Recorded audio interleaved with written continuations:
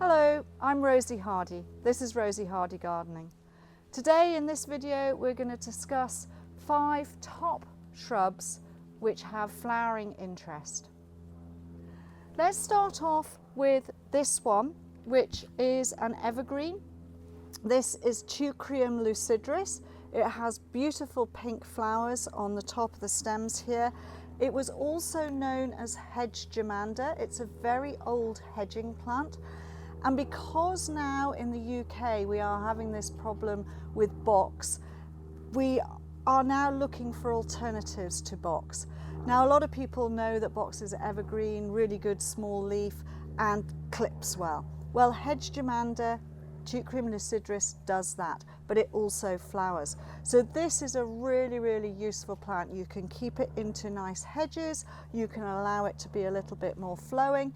It works quite well as an alternative to lavender, obviously a different colour and not with a perfume, but it is a very useful small growing evergreen shrub which you can tidy up and keep in a good low hedge. Pink flowering at the end of the season. Really good little plant.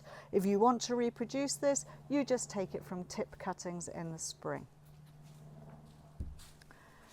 Another low growing shrub which is really useful and has the most amazing flower is this Abelia Grandiflora. Abelia Grandiflora Radiance, been bred to have this lovely variegation on the edge of the foliage, and it has purple sort of red stems which contrast as well, and then you get the flowers, and these flowers are dotted around, and it has just started, so it is an autumn flowering perennial.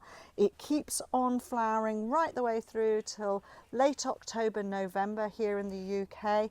It has been bred to be dwarf, so it's not going to get much more than 50 to 60 centimetres tall, but about 60 to 70 centimetres wide. Really useful, semi-evergreen, so again this could be used as an alternative to box.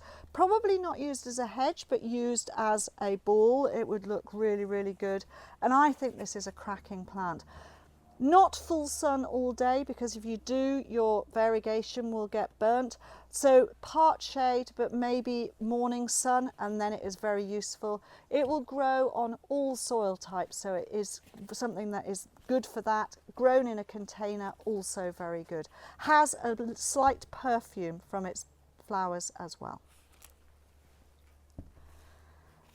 Then we have something that has flowered very well at the beginning of the summer and is now having a secondary flowering, and this is Indigofera Carolowi. This is one of the pea family. Beautiful foliage, lovely racemes of these long pink flowers here. Really great plant. Now this is a herbaceous shrub, so this plant, once you get the first frosts, you will get the foliage going bright yellow, it will defoliate, and then you're left with the sticks. You can cut them down to around about 15 centimetres, and then it will regrow from the old growth, but it also grows from below ground level like this and runs around a little bit. A really good shrub for the mixed border or for a shrub border. Indigofera Carolowi. We have shrubs that get to being a much larger size. A lot of people know of Cottonous Coglia. This one is Young Lady. Young Lady has been bred to be shorter. Most of the other Cotinus will get up to somewhere between 3 and 4 metres in height, which to some people is a little bit too big. So this has been bred to be about 1,50 m, which is brilliant. Lovely, round, big, good green leaves. It makes an excellent plant. And then it has these amazing flower plumes on the top, which gives it its nickname of the smoke bush. A really cracking plant, and this new variety is brilliant for the smaller borders and smaller gardens if you're wanting something that is interesting. It does go amazing autumn colours, and it is deciduous, and then it grows back up and you can prune it to whatever shape you want it to be. Very good, easy to grow, Cottonous Coglia Young Lady. I'm going to finish with this shrub, Lespedeza of Thumbburgia, which is a plant I really love. This is another of the pea family. It's got these amazing dark pink flowers, and they are covering the whole of these stems. Now we've got it held up with a cane here for purposes of transporting it to flower shows, etc., but for selling. But when you undo it, you can see how beautiful these arching stems are, and it just arches over and looks absolutely fantastic.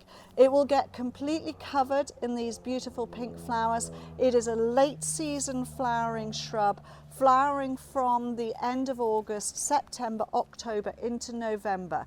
It is again deciduous, so once we get to the really hard frosts, all of the foliage will go bright yellow and it will lose all of those. I usually cut mine to around about 60 centimetres, and then in the spring, and it's really late coming back into growth, this is something you have to remember, it will grow a little bit from old stem but not very much. So once you get to about April, cut those 2-foot stems down to, or 60 centimetre stems, down to about 6 inches or 15 centimetres down here, and then you will see it coming from below ground level and a few bits off the old growth as well. It really doesn't start coming back into growth until May. It is really late, and then it puts on these beautiful arching stems, and it is a fantastic plant. It will grow in sun or part shade, most soil types. Thank you very much for watching, and please do subscribe to the channel.